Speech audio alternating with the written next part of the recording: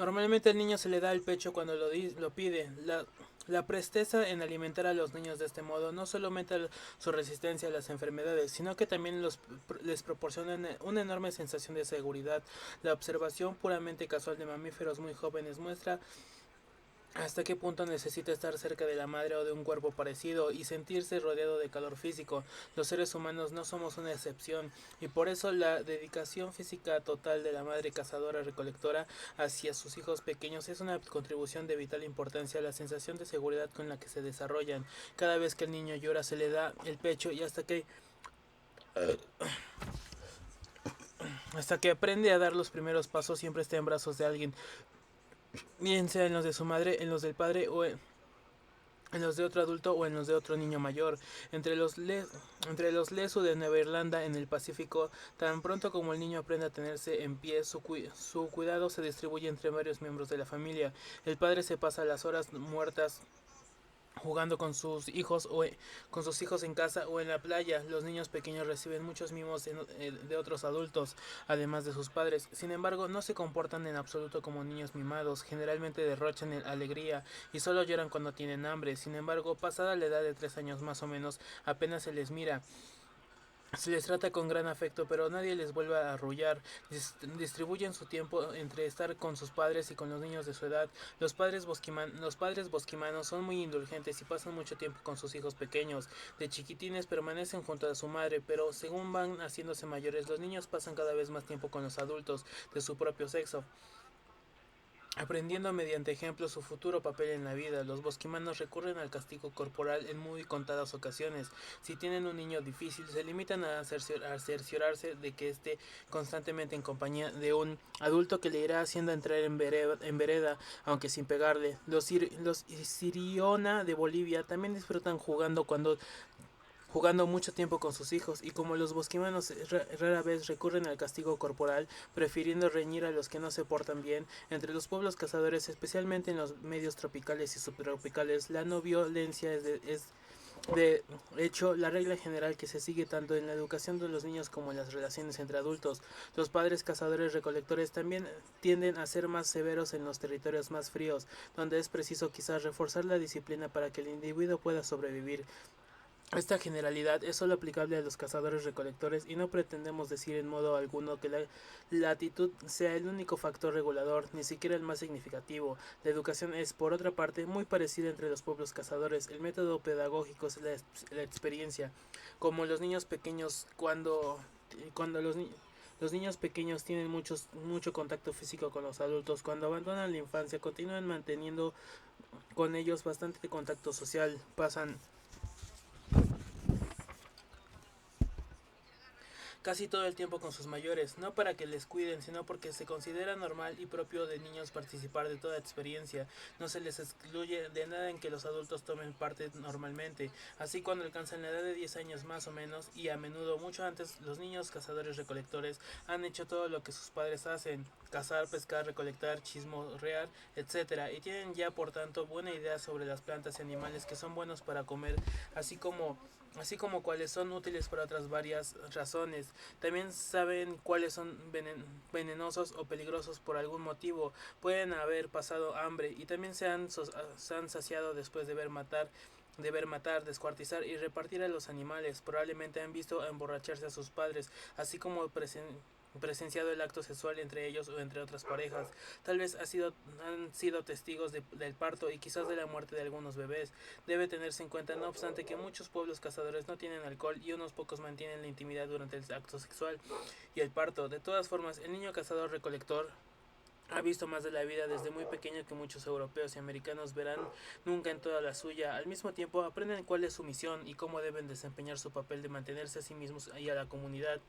A un niño pequeño se le da un arco pequeño con el que mata desde saltamontes hasta conejos y pájaros, mientras llega a ser capaz de matar un pequeños antílopes. Aprende a descuartizar a un animal sin estropear la piel y sin desperdiciar parte alguna del cuerpo. Las niñas pequeñas aprenden a distinguir y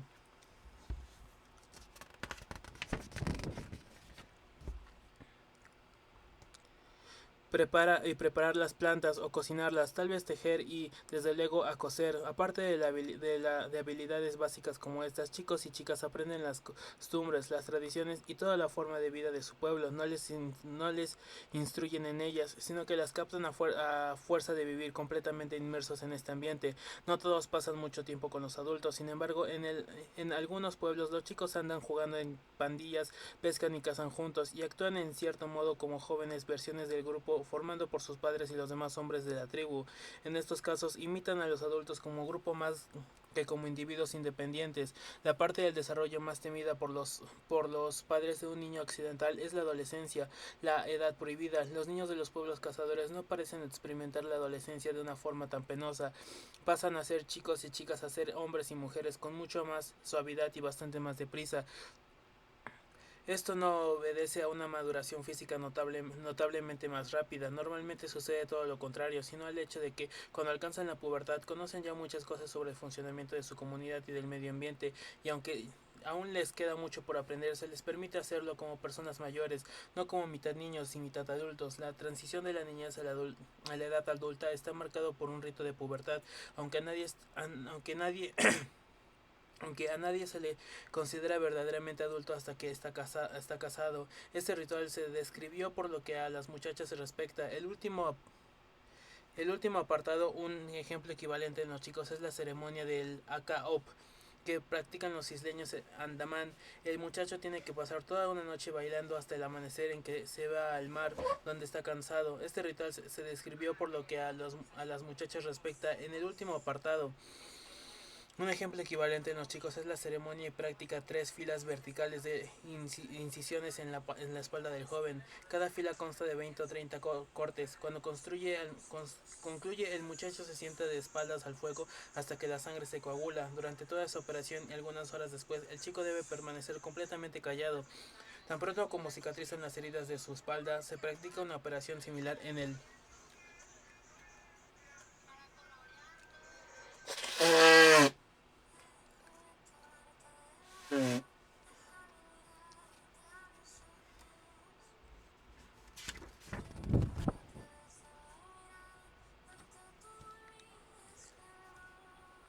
En el pecho, durante todo este tiempo le está prohibido tomar ciertos alimentos. Como se trata por lo general de alimentos de consumo corriente, no se le prohíben todos al mismo tiempo. Si, por ejemplo, pertenece a una de las tribus costeras, se le priva de la tortuga, el dugongo, la marsopa, varias larvas, peces, mariscos, pájaros y muchos alimentos vegetales.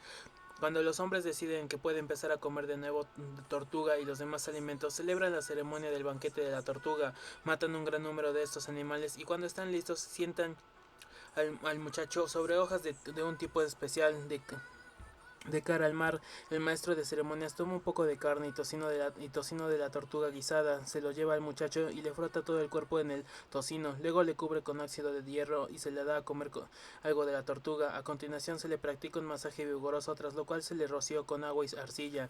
Al llegar a este punto, al muchacho se le permite comer sin ayuda, pero solo tortuga y utilizando únicamente un pincho de madera, ya que no debe tocar la carne con las manos y solo puede beber agua. Durante 2 días y 2 noches no se le permite acostarse, hablar ni dormir. Algunos hombres y mujeres le hablan y le cantan para mantenerle despierto. Al tercer día se le impone un cinturón y un collar hechos de sarmiento y se le autoriza a dormir. Luego puede lavarse en el mar, tras lo cual se le pintan varios dibujos con pintura roja y arcilla blanca. El cuarto día el muchacho y los hombres que colaboran en su iniciación danzan hasta que el chico está agotado. Esta danza se repite los 2 días siguientes, al cabo de lo cual concluye la ceremonia de la tortuga. El chico ya puede comer tortuga, pero no se le prohíbe la carne de cerdo, A veces se le permite esto último, así como reprender su vida normal, pero solo después de la ceremonia del cerdo, tan complicada y larga como la de la tortuga. De todo esto se deduce que la trascendencia del paso de muchacho a hombre queda marcada de manera indeleble en el joven. El ritual puede resultar alarmante y desde luego agotador. Es casi seguro que el chico salga de él muy cambiado, ya que no es un niño, sino que se halla en camino de convertirse en un adulto con experiencia.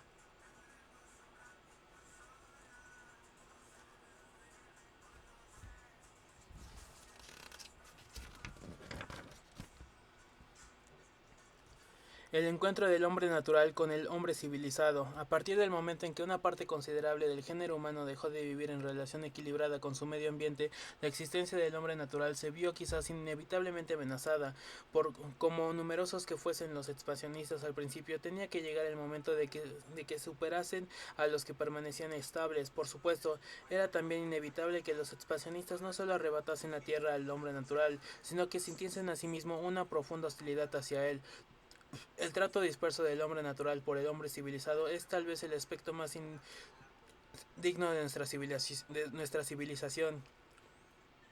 Los pueblos cazadores-recolectores y cazadores-horticultores han sido violados, asesinados y exterminados, han sufrido la tortura, la humillación y la esclavitud, ya sea con fines lucrativos, de conquista, de codicia, de engrandecimiento colonial o por el bien de su alma pagana. El hombre natural se ha visto conducido a la más completa desmoralización, cuando no a la extinción. Las relaciones entre el hombre de ciudad y el hombre natural están perfectamente ilustradas en el infortunio de los amerindios, y especialmente, bueno, están hasta, bueno,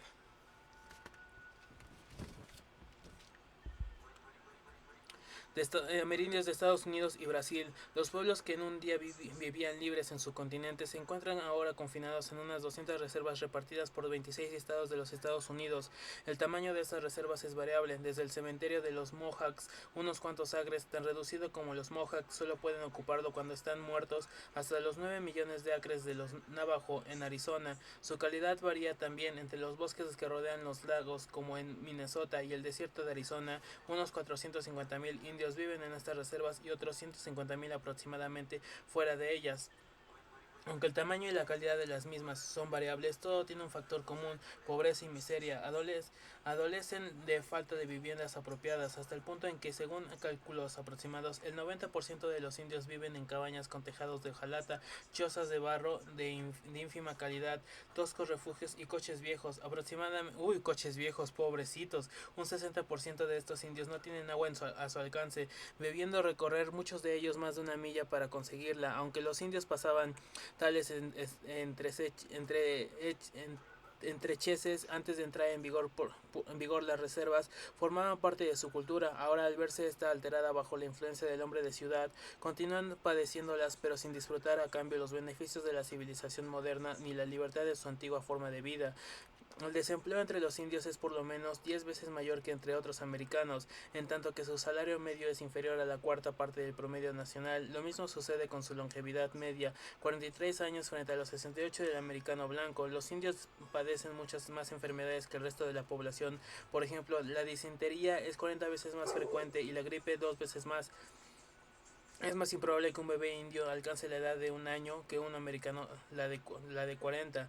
Tal vez, sin embargo, el aspecto más humillante de la tragedia de los amerindios estadounidenses sea el sistema pedagógico que se les ha impuesto. La mayoría de los niños son separados de sus hogares y enviados a internados que parecen barracones. Estas escuelas no solo enajenan a los niños y los aíslan principalmente de su cultura, sino que provoca también una tasa de suicidios 2 veces superior al promedio nacional en la misma edad.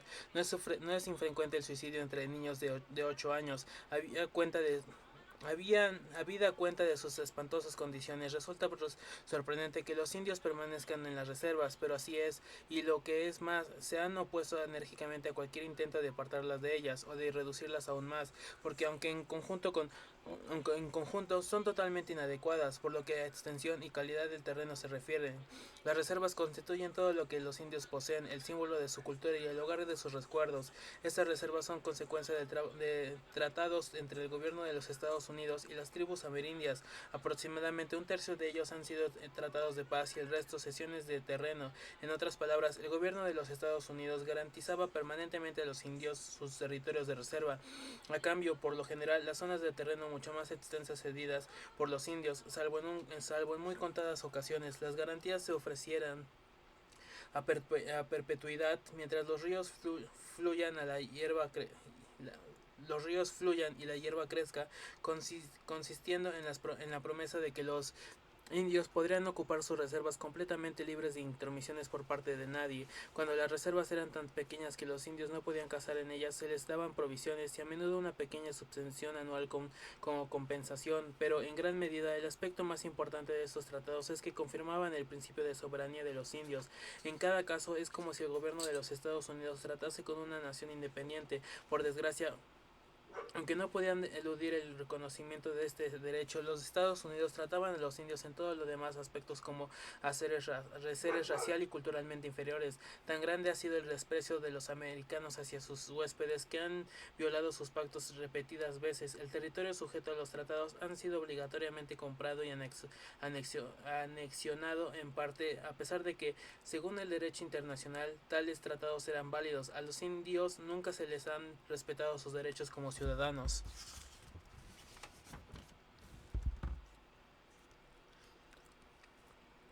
De naciones soberanas, ni se les han ofrecido derechos compensatorios equivalentes como ciudadanos de los Estados Unidos. Lo que es peor, los tratados territoriales han sido interpretados como de un modo muy diferente por indios y blancos, como sucedió con muchos otros representantes del hombre natural. Solo unas pocas tribus indias tenían alguna noción acerca de la propiedad territorial. La mayoría conocía solo el derecho de utilizar la tierra y aprovechar sus frutos. En consecuencia, cedían sus derechos en los tratados de muy buena gana, suponiendo que los europeos solo querrían utilizar las tierras durante unas pocas estaciones, ignorando que abrigaban la intención de establecerse definitivamente. Hacia la década de 1880, los Estados Unidos habían completado la conquista de los indios, todos los cuales fueron posteriormente confinados en sus reservas, pero la conmoción de la derrota y la pérdida de tantos territorios fue seguida de la humillación aún mayor de una campaña para civilizarlos. Los orgullosos independientes cazadores se vieron obligados a convertirse en agricultores, ya que no disponían de suficientes tierras para continuar practicando la recolección de plantas como medio de subsistencia, pero los americanos de tez blanca llegaron incluso más lejos, hicieron parte que consideraban la caza como una actividad perezosa y degradante, que no podían compararse con la auténtica y digna labor de la agricultura. Se les dio a los misioneros carta blanca en las reservas, permitiéndoles hacer lo que consideraran oportuno en su tarea de convertir a los indios. Por lo que se ve, consideraron que su misión era convertirlos tanto en la forma de vida del americano blanco como al cristianismo. Declararon ilegales las religiones indias, los rituales y las reuniones, no tanto por ser paganas como por ser indios. A pesar de la abrumadora ventaja, sin embargo, muchas tribus consiguieron mantener sus consejos y su estructura social básica.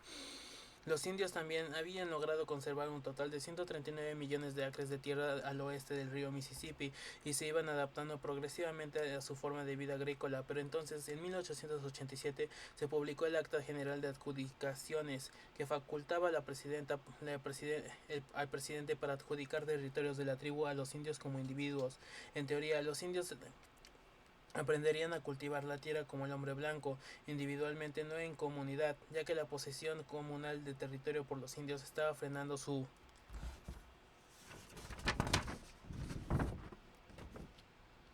progreso hacia la civilización. En la práctica, sin embargo, era un modo de minar las reservas. La posesión individual de la tierra suprimía uno de los principales pilares de la unidad tribal, pero muchos indios no aceptaron la oferta, lo cual dio pie en muchas cosas para suponer que no querrían las tierras, permitiéndose que los americanos blancos se instalaran en ellas. De este modo desaparecieron más de 100 reservas, principalmente en los Grandes Lagos, la costa del Pacífico y los llanos.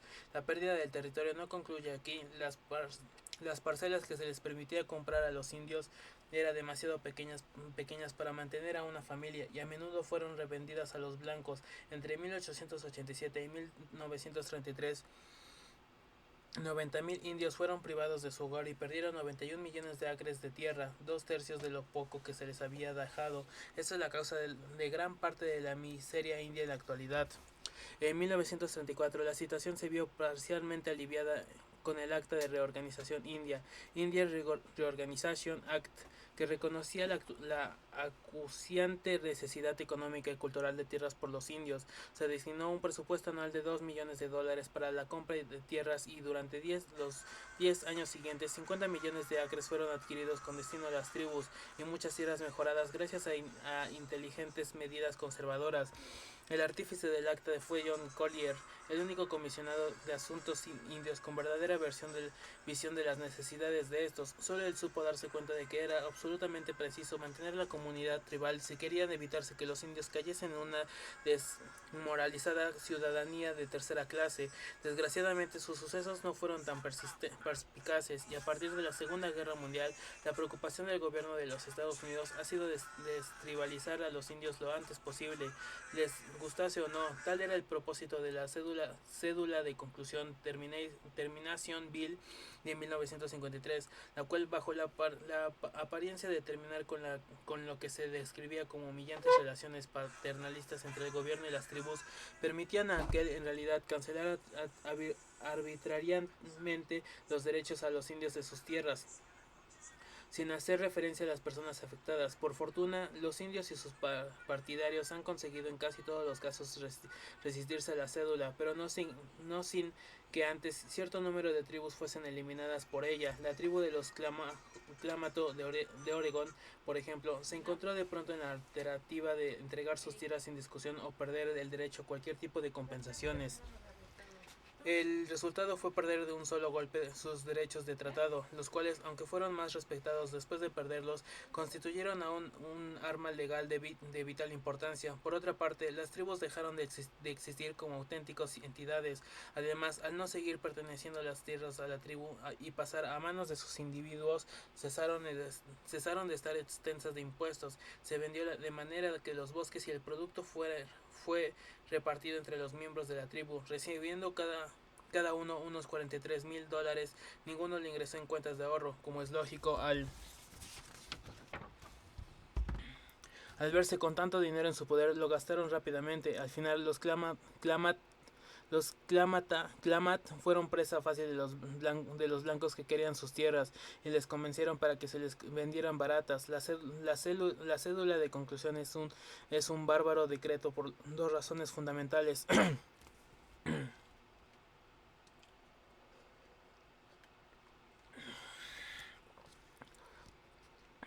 Primero, porque ataca los cimientos de la dignidad india, privándoles de su seguridad sin un propósito real de ayudarles a ajustarse a una alternativa viable. En segundo lugar, no solo viola los derechos del tratado con los indios y las garantías federales de que tales derechos serían respetados, sino también las promesas por tratado de que los indios gozarían de unas permanentes e inalienables prerrogativas sobre sus tierras. Los indios norteamericanos han sido tratados pocas veces con honor por sus conquistadores europeos. A menudo se han visto engañados, asesinados y humillados. Podría suponerse que el americano de hoy está ansioso por rectificar la conducta inhumana de algunos de sus antecesores. Tristemente, esto dista mucho de ser cierto. Los indios estadounidenses poseen, sin embargo, una clara ventaja sobre los del Brasil y los demás países tropicales de América del Sur. Toda la razón, ya que mientras los del norte conocen ahora por experiencia de los métodos del hombre blanco y están aprendiendo a luchar con él empleando sus propias armas, sus hermanos del sur carecen de puntos de contacto con la cultura dominante, salvo a lo que se refiere a las enfermedades y a las armas de fuego. De unos 5 millones de amerindios que se estima vivían en Brasil, solo quedan unos 75,000. Algunos están ceñidos a la inmundicia de las ciudades de choza. Pequeño paréntesis. En Argentina hubo un presidente que se dedicó toda su vida útil de presidente a exterminar los pueblos indios en Argentina. Dato de color.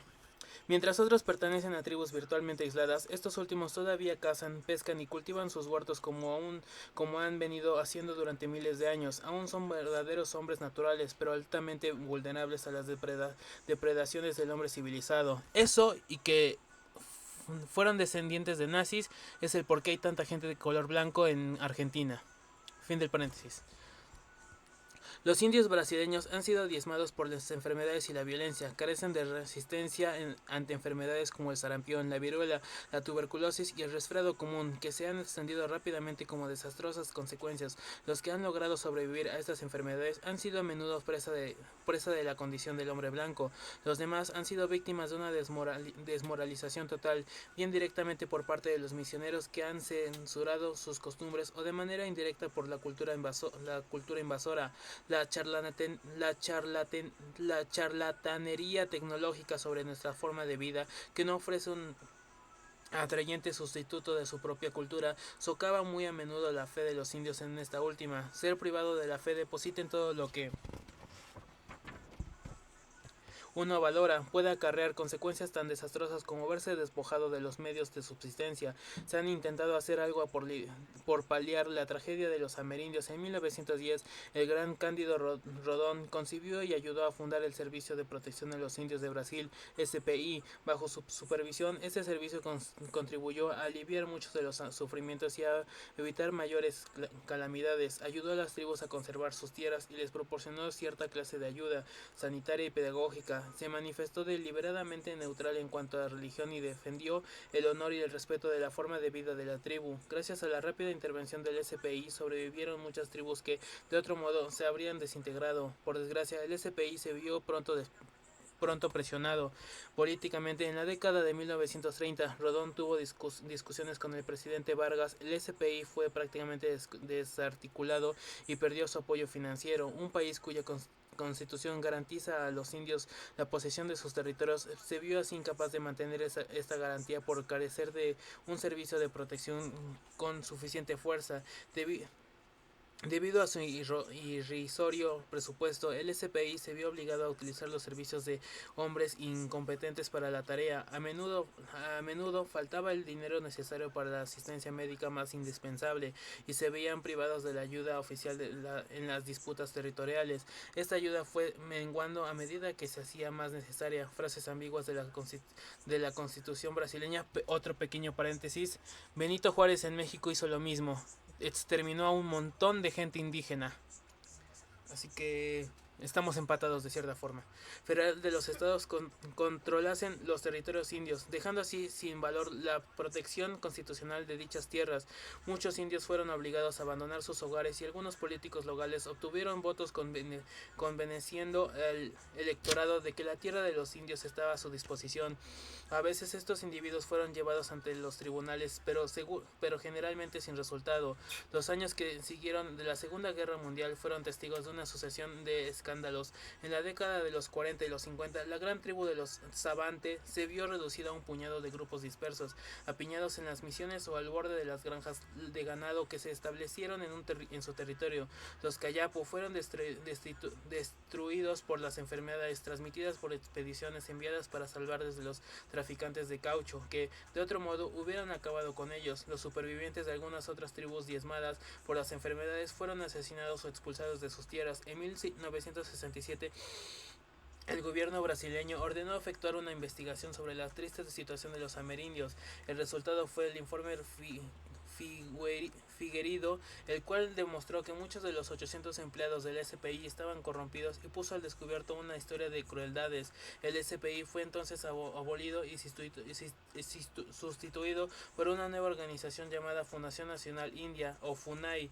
Desgraciadamente, hasta ahora la FUNAI parece haber sido incapaz de proteger a los indios de las enfermedades procedentes del exterior y de los usurpadores de las tierras, que constituyen todavía sus dos mayores azotes.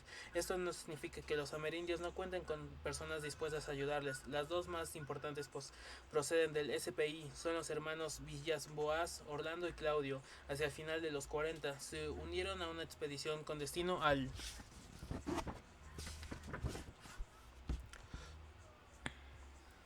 Alto Xingu. Su propósito era crear el Parque Nacional Xingu. En esta zona los pueblos indígenas han vivido a sus anchas, libres de injerencias externas. No puede ser, los tratan como zoológico. Los hermanos Villarro Boas trajeron a ella a otras tribus que estaban amenazadas por el desarrollo de la colonización. Estos pueblos no se conservan en calidad de piezas de museo, sino que pueden vivir con eterna libertad, gracias por la aclaración, facilitándoles preparación técnica y de otro tipo si lo solicitan. La mayoría, sin embargo, han escogido continuar con su forma de vida tradicional, demostrando con ello que existen otras formas de ayudar a los indios, aparte de robarles las tierras o absorberlas por la fuerza. El Parque Nacional Xingu ha tenido que soportar presiones más o menos constantes y los hermanos Villas Boas se han visto obligados a librar numerosas batallas para impedir usurpaciones en el parque e incluso evitar su total abolición. Tuvieron notable éxito hasta que en 1971 un decreto presidencial les quitó quitó un tercio del parque, que contenía las hermosas tierras selváticas y el río a los que los indios estaban acostumbrados, dándoles a cambio terreno virgen completamente inapropiado. Desilusionados por este golpe incomprensible, los hermanos Villas-Boas han anunciado su intención de abandonar la empresa. Estos hermanos y el puñado de hombres y mujeres abnegados como ellos, que siguen luchando por el seno de la FUNAI y otras organizaciones similares, necesitan toda la ayuda que puedan prestárseles desde cualquier parte. Lo mismo sucede con los amerindios y otras minorías tribales que ellos dispersas por las regiones tropicales del globo.